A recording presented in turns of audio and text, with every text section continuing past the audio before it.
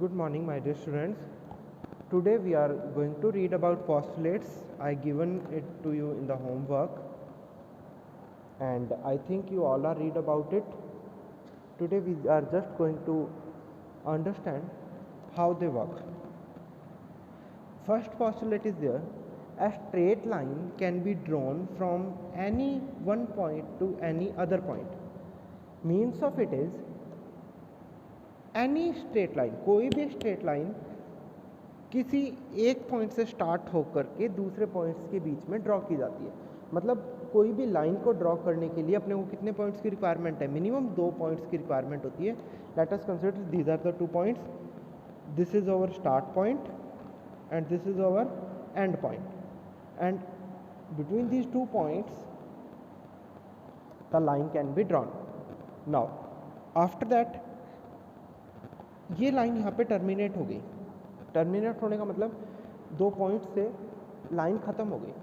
अब अपने इन पॉइंट्स के बियॉन्ड भी लाइन को क्या कर सकते हैं? इनडेफिनेटली, मतलब इनफाइनाइट तक अपने इसको क्या कर सकते हैं? बढ़ा सकते हैं. ए और बी 2 पॉइंट्स हैं, मैंने उनके बीच में लाइन ड्रॉ किया. अब क्या हो सकता है? इनफाइनाइटली ये आगे बढ़ाई जा सकती है दोनों साइड, कोई प्रॉब्लम नहीं है. सर्कल को ड्रॉ करने के लिए कोई भी एक सर्कल है, उसमें क्या होता है? अपने पास एक सेंटर होता है और सेंटर से सरफेस तक की distance, from the centre of the circle to the surface of the centre, the distance is called r, radius. It is the distance is called radius.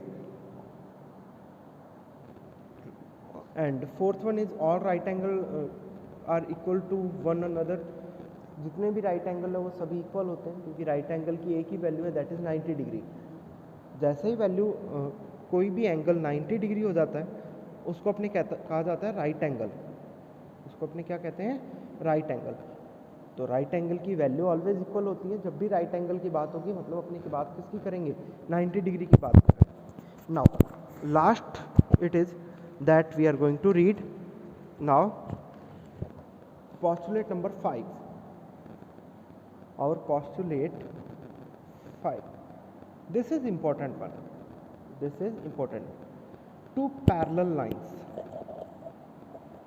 are there.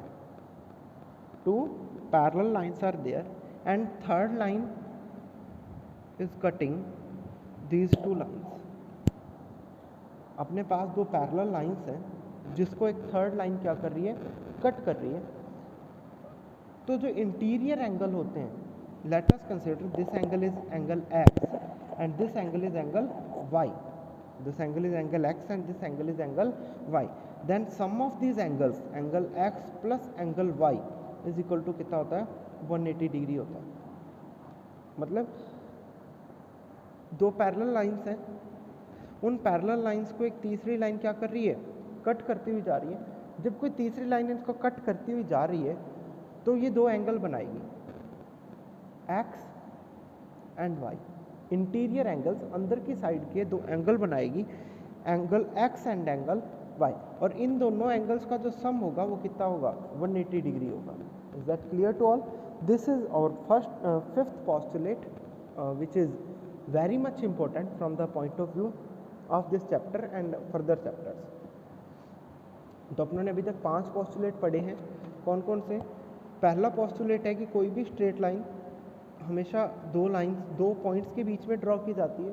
कोई भी straight line always 2 points के बीच में draw की जाती है. Second one, कोई भी terminated line है, मतलब 2 पॉइंट्स के बीच में लाइन खींच के एंड कर दी गई है, तो वो इनफाइनाइट तक इंक्रीज की जा सकती है, कोई प्रॉब्लम नहीं है. सर्कल के लिए अपने को 2 चीज़ें होती हैं. One is centre of the circle and second one the distance from center to the radius surface is called radius. Fifth postulate is there. If 2 parallel lines are passing from a single point, if 2 parallel lines are there and one third line is cutting to these lines, then the interior angle sum, मतलब the sum of interior angles is always 180 degree. And fourth postulate is there. The angle right angle value stands for 90 degree. Right angle जो होता है वो always 90 degree के लिए होता है, तो ऑलवेज जब भी राइट एंगल की बात होगी हमेशा 90 डिग्री की बात करेंगे, तो सारे राइट एंगल्स हमेशा इक्वल होते हैं। Have any problem till there? If you have any kind of any problem till now, then you can directly call me or message me. Today we are going to start now exercise 5.1. Now we are going to start exercise 5.1. Let us see, this is our exercise 5.1. First question which is which of the following statements are true and which are false? Give the reason for your answer. अपने को क्या करना है, statement को true और false check करना है। यदि स्टेटमेंट ट्रू है तब भी अपने को रीज़न देना है, स्टेटमेंट फॉल्स है तब भी अपने को क्या देना है, रीज़न देना है। फर्स्ट स्टेटमेंट देखिए, only one line can pass through a single point. We have one single point, this is our single point. क्या इससे एक ही लाइन पास हो सकती है क्या? नहीं। एक सिंगल पॉइंट से देखिए, ये लाइन भी एक सिंगल पॉइंट से पास हो रही है, ये भी पास हो रही है, ये भी पास हो रही है। ये सारी लाइन कहाँ से पास हो रही है? एक सिंगल पॉइंट से पास हो रही है। ये ऑलवेज सारी लाइन्स किससे पास हो रही हैं? एक सिंगल पॉइंट से पास हो रही है। कितनी भी लाइन आप ड्रॉ कर सकते हो, एक सिंगल पॉइंट से infinite number of lines pass हो सकती हैं। एक सिंगल पॉइंट से always infinite number of lines pass हो सकती है, एक लाइन ही पास हो जरूरी नहीं है। That's why this is false. तो इसका स्टेटमेंट में क्या लिखोगे? This is false because infinite number of lines can be passed through one point.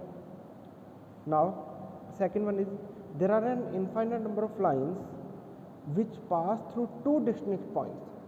वो कह रहा है कि भाई अपने पास दो पॉइंट है,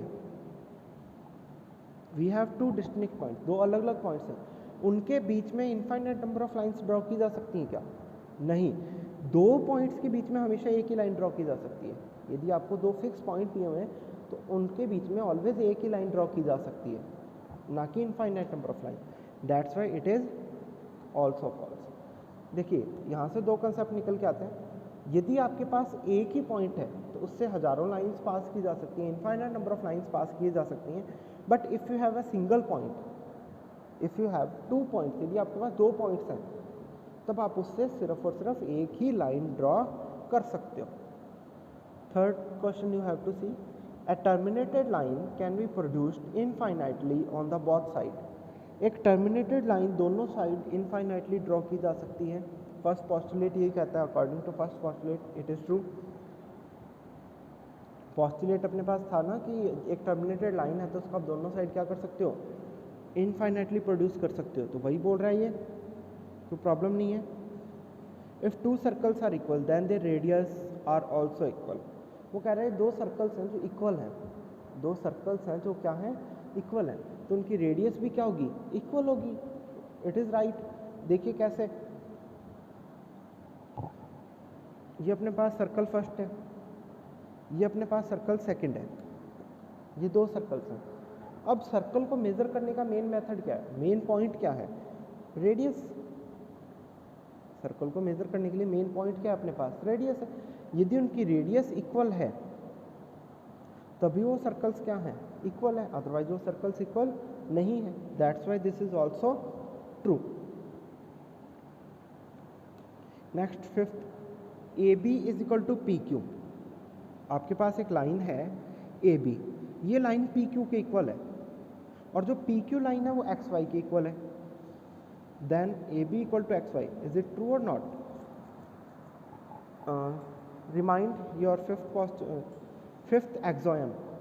आप एक्सोयम से याद कीजिए, अपने पास था कि ए बी है यदि वो पी क्यू के इक्वल है और पी क्यू यदि एक्स वाई के इक्वल है तो ए बी भी किसके इक्वल होगा, एक्स वाई के इक्वल होगा। तो क्या लिख सकते हो, according to एक्सोयम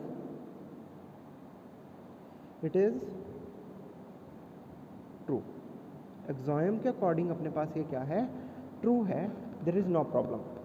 have any problem till now? I think you all have done with your first question. There is no problem. Again, if you have any problem in this first question, then call me. Now, second question. you have to see, give a definition for each of the following terms. Give a definition for each of the following terms. Are there other terms that need to be defined first? What are they and how might you define them?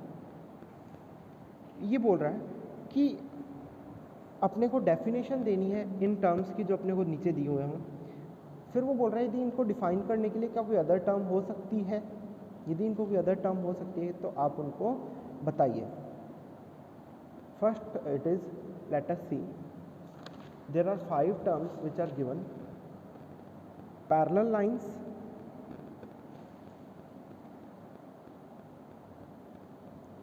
second is perpendicular lines. Very simple it is. I will send you the solutions, no problem, but first you have to understand it. Line segment, next is radius of the circle,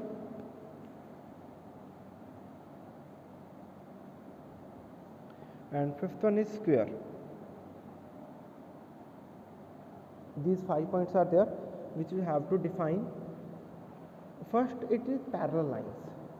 See very carefully, what is parallel lines? Parallel lines क्या होती हैं? How you define the parallel lines? Parallel lines are the lines which cannot be meet at any points. Two lines,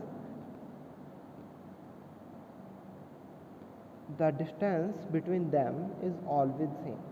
parallel lines क्या होती हैं? दोबारा देखिए, कोई भी दो ऐसी लाइंस जिनके बीच की डिस्टेंस हमेशा सेम रहे, means that let us consider अपने 3 पॉइंट पे डिस्टेंस चेक करी. पहले पे D1 है, सेकंड पे D2 है, थर्ड पे D3 है.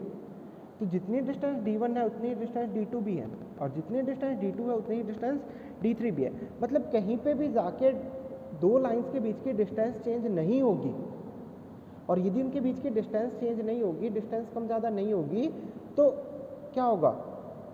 उनके किसी भी पॉइंट पे जाके मिलने का कोई मतलब ही नहीं पैदा होता. कहीं पे भी जाके वो दोनों लाइंस आपस में नहीं मिलेंगी.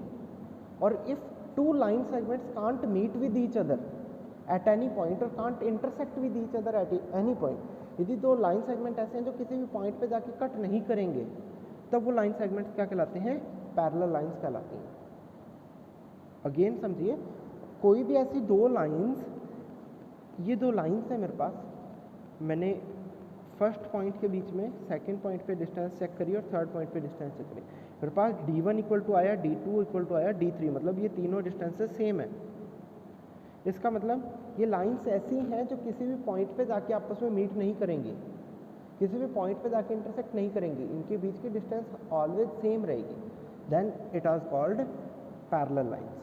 Now come on perpendicular lines.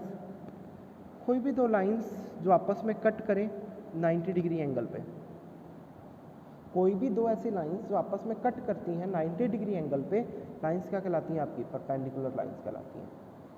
तो यहाँ पे दो चीज़ें आ गई. यदि लाइन आपस में कट ही नहीं करती, किसी भी पॉइंट पे इंटरसेक्ट नहीं करती, तो वो पैरेलल लाइंस है. यदि लाइन आपस में कट कर रही है और कट कर रही है 90 डिग्री एंगल बनाते हुए, तब लाइंस परपेंडिकुलर लाइन है. Line segment, it is very easy. दो पॉइंट्स को मिलाने वाला लाइन, स्ट्रेट लाइन, दो पॉइंट्स को मिलाने वाली straight line. The line joining two points is called line segment. The line joining two points is known as line segment. Radius of a circle, this is our circle, this is center. The distance from center to perimeter और center to surface, center से surface के बीच की जो distance है, ये distance अपनी क्या कहलाती है? Radius कहलाती है. center से surface के बीच की जो distance है, ये distance radius कहलाती है. और square, square is a 2D structure. Square क्या होता है? स्क्वायर एक 2D स्ट्रक्चर है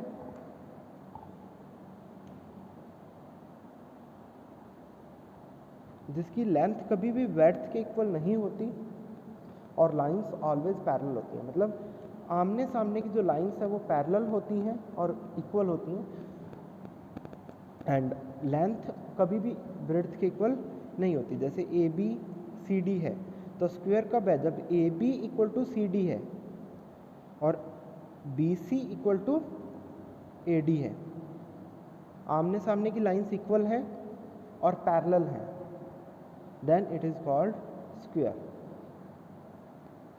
Is that any problem? I think you all can understand them. If you have any kind of any problem, then kindly contact me. First question you have to done in your notebook, I have already tell you. And second question, if you understand, it is okay, you have to try to write their definitions. Otherwise I am sending the definitions, you have to read them. Thank you guys.